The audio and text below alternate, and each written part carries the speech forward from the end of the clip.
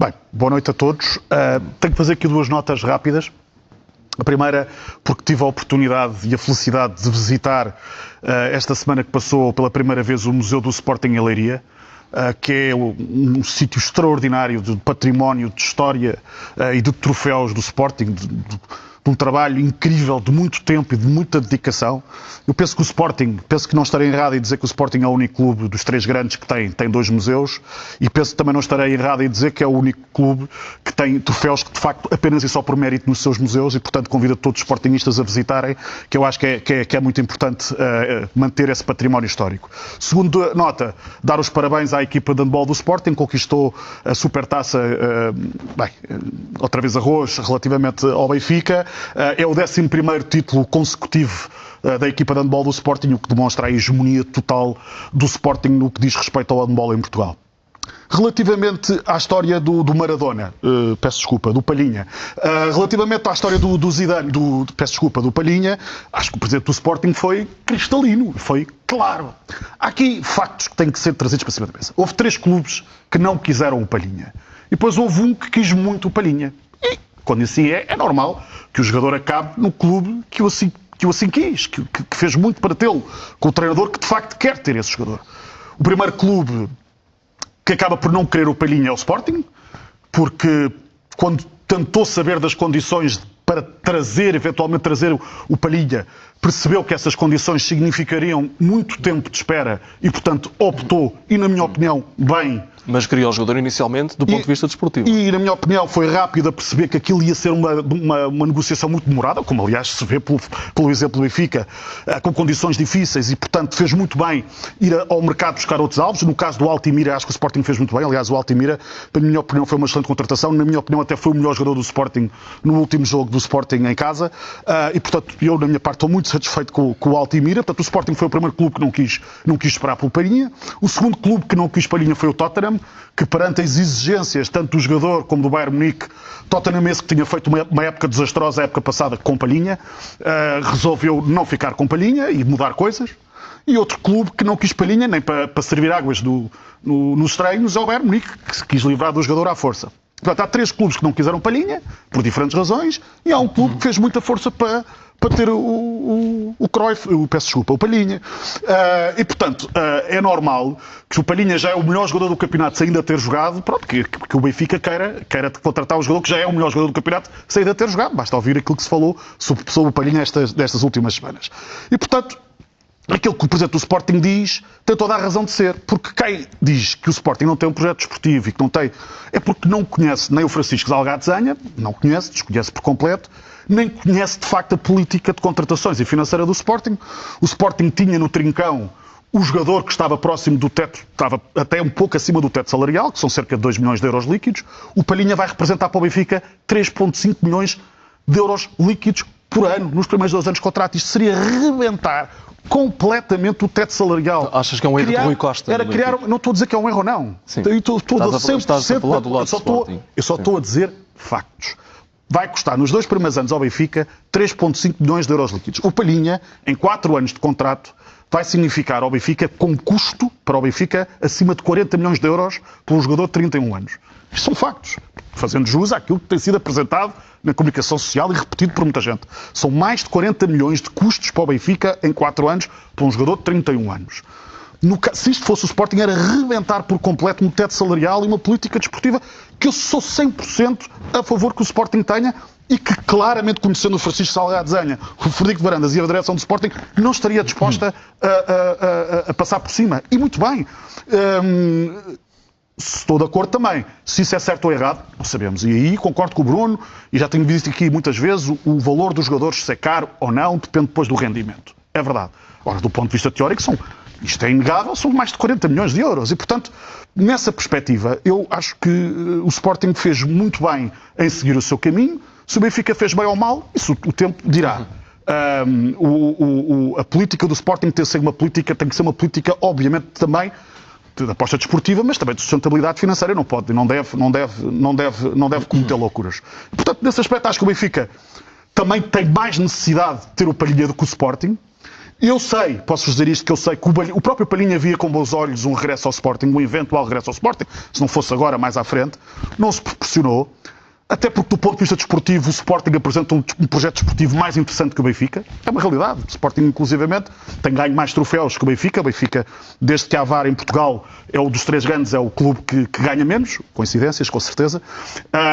E o Sporting está na Liga dos Campeões. Portanto, o Benfica nem sequer sabemos ao dia de hoje se está na Liga Europa.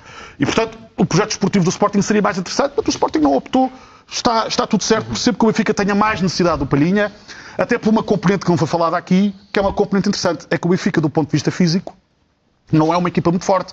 Se vocês olharem para Sheldrup, para Rafa, para o Prestiani, para o Aursnes, são todos jogadores do Barreiro, são todos jogadores do ponto de vista físico, mesmo os laterais do Benfica, o próprio Dal, são todos jogadores, tirando os centrais, que fisicamente não são muito fortes, e o Palhinha traz, pela condição física que tem, pela agressividade que tem. Vamos ver se a agressividade agora vai ser compensada com cartões amarelos como recebia no tempo do Sporting. Cartões amarelos, no caso do Sporting, às vezes até em faltas que não cometia, mas vamos ver se isso acontece. E estou certo que agora João Palhinha passou erradamente de um jogador preterido da seleção para um jogador consensual na seleção, não seja ele aquele que já é o melhor jogador do campeonato, sem ainda ter jogado. Verdades. Porque, quer dizer, não é por estar aqui... Uma coisa é darmos opiniões, outra coisa é mentir. Portanto, não vamos mentir. Não é verdade. Não foi só na internet. Houve um canal que teve o dia todo a falar dos áudios antes do presidente do Sporting falar. Ponto final. Qual? É muito fácil de comprovar isto. É mentira. Já estava espalhada a comunicação social ainda antes. Mas achas que ele devia ter ignorado um homem que não tem a fonte? Primeiro, neste momento só estou a repor factos. Portanto, não mentir, não é verdade, foi só a internet. Primeira mentira está corrigida, que é muito importante, que é para as pessoas não serem enganadas. Isso é a primeira. Segunda mentira, o Soares nunca deu uma entrevista a dizer que ia para a Turquia, queria ir para a Turquia, que ia sair do Sporting. É mentira. Vão buscar essa entrevista. Mostra-me essa entrevista, não existe. É mentira. Mentira. Não aconteceu. Portanto, é mais uma verdade que está aqui reposta para não... É a mesma pessoa dizer de muitas mentiras, pronto, enfim, acontece. A segunda questão que é importante é o presidente do Sporting responde num conjunto de mentiras que foram ditas pelo Sporting esta semana. Há uma pergunta que foi feita diretamente sobre este áudio e o presidente do Sporting não fala só sobre este áudio, fala de um conjunto de situações. Olha, para já aconteceu uma mentira esta semana que, das duas uma, ou é jornalismo preguiçoso ou é de facto má fé, que foi dizer que Bragança e que Pote estavam a treinar à parte. E é muito curioso sair essa notícia, por exemplo, num jornal, quando no dia antes tem o Sporting publicadas as fotos do treino, onde se vê tanto Bragança e Pote a treinar, e não é só exercícios de aquecimento, é treino, táticos, esquemas de jogo, e eles participavam. Ou o jornalista é preguiçoso ou é mentiroso. E tem má fé. Porque não é verdade que tenham estado separados ou à parte. É mentira. Da mesma maneira que é mentira que Pote e que Soares tiveram uma altercação. Da mesma maneira que é mentira que o Soares tenha abandonado um treino por um ato de indisciplina. É mentira. Portanto, isto está envolvido num conjunto de mentiras que têm sido ditas pelo Sporting, com um objetivo claro. O Sporting é o alvo a bater. E isso demonstra bem a força e o receio que se tem do Sporting. Porque é o alvo a bater. De outra maneira, não tínhamos estas narrativas criadas por clubes e por pessoas que estão colocadas estrategicamente em alguns sítios pelos clubes a debitar estas mentiras diariamente. Da mesma maneira que vimos esta semana um episódio verdadeiramente tenebroso de uma televisão a gozar com o treinador do Sporting abertamente. De forma jocosa, desrespeitosa em relação ao treinador do Sporting. Da mesma maneira que vimos a seguir ao jogo do Sporting, nos mesmos canais, a mentir, a dizer que o Soares tinha sido assobiado novamente em Alvalade. Eu estive em Alvalade, não foi assobiado uma única vez e por ninguém. Foi aplaudido, ouviu-se o cântico do Soares novamente no estádio, não houve problema nenhum, festejou o gol totalmente com os colegas de equipa que foram bastante exuberantes a celebrar com ele. E mesmo assim insistiu-se que estava a mentir. Da outra vez é porque tinha dado um beijo, não devia ter dado. Desta vez é porque só deu o beijo. Mas o Soares já vamos falar mais à frente. Portanto, isto foi a resposta do presidente do Sporting no meio de um conjunto de mentiras e que ele faz, e eu vou-vos dizer com toda a honestidade, eu escrevi isto. Eu até acho que o presidente do Sporting não tinha necessidade de vir rebater isto. Porque isto é tão evidente do que é que está ali, que só acredita quem quer. Que isto é uma estratégia clara para destabilizar o Sporting, com mentiras, com narrativas, com tentativas de destabilização. Isso é evidente. Já agora, mas ao já agora comentar não está a dar mais importância. Deixa-me dizer isso que é muito importante. Não, porque há muita gente do Sporting que assim o exigia, que fosse resposta. Eu acho que, da minha parte, aquilo é tão óbvio que nem merece resposta. E já agora esclarecer aqui uma coisa sobre a questão do Yulman, porque ou as pessoas têm alguma compreensão lenta ou têm alguma incapacidade de interpretação.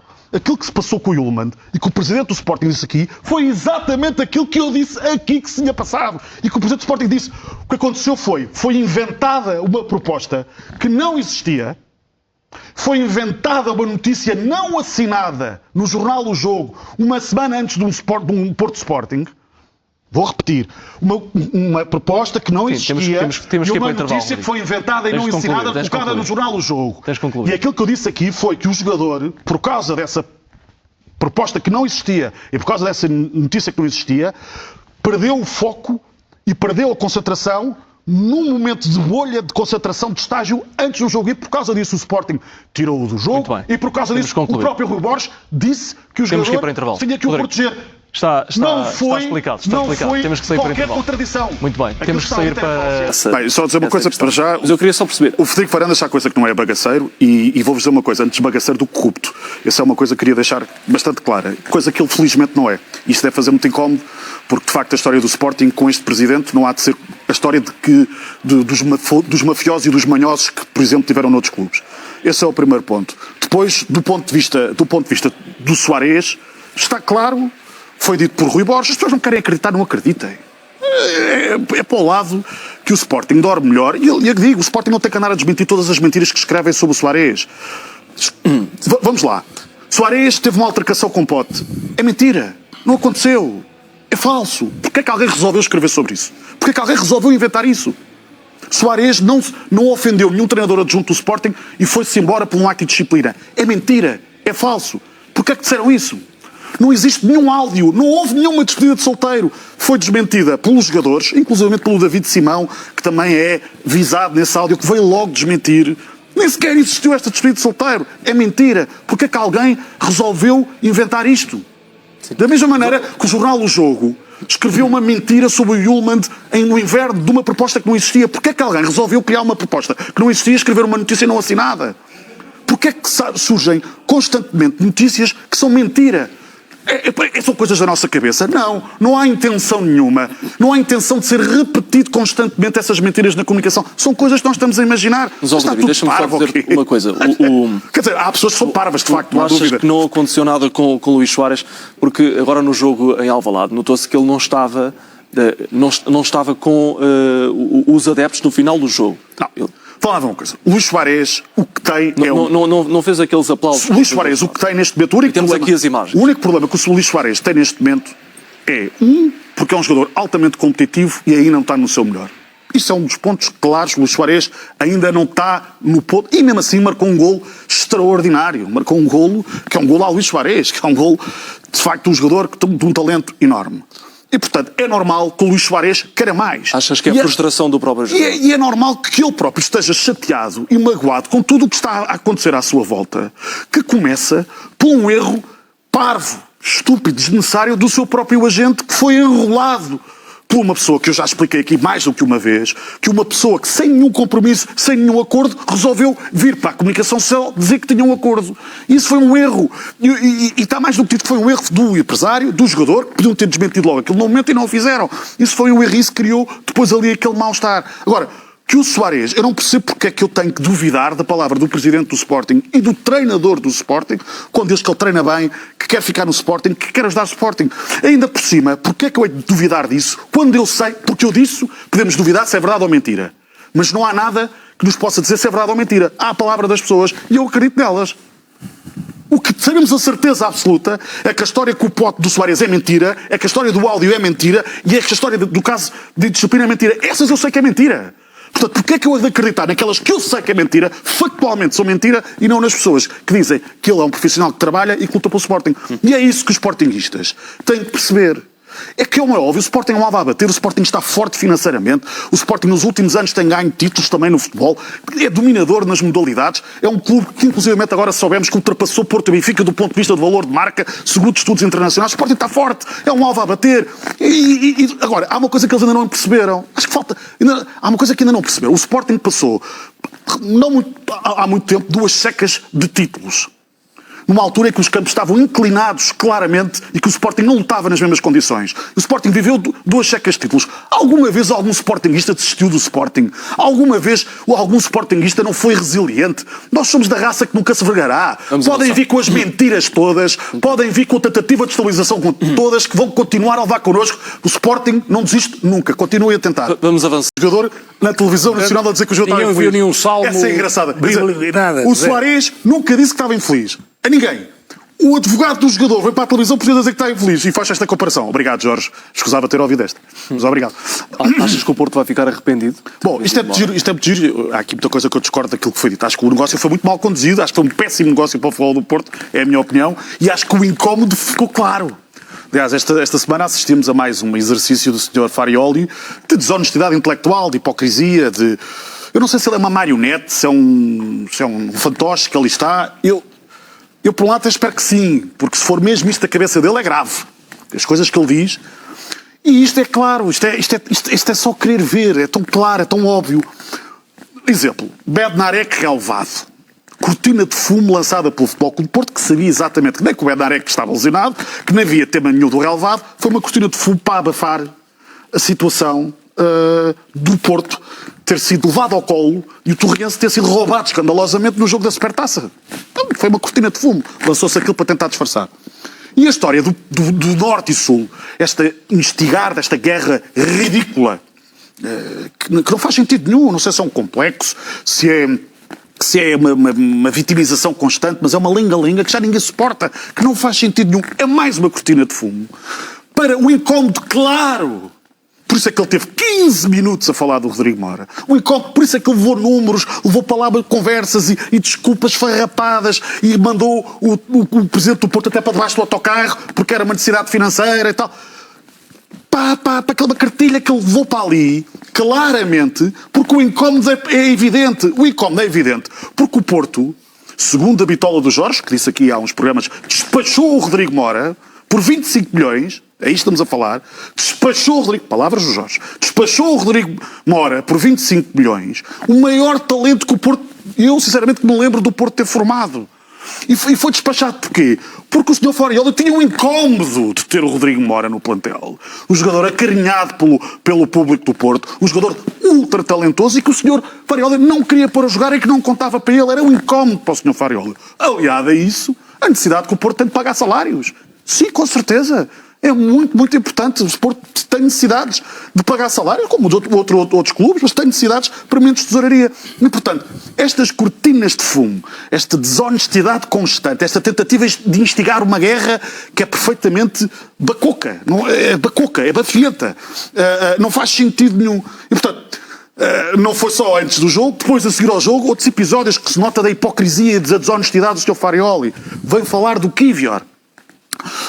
O facto extraordinário do Kivior ter tido 2 golos anulados em 2 jogos seguidos, dando a entender, as pessoas não são parvas, que havia ali uma razão de queixa.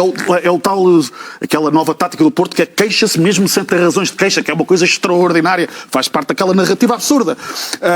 E é de uma desonestidade total, como se os golos não tivessem sido bem anulados, foram bem anulados, mas arranjou-lhe uma maneira de tentar queixar-se outra vez. E, portanto, acho que a tática do Porto parece-me evidente, que é dentro de campo, defender muito bem.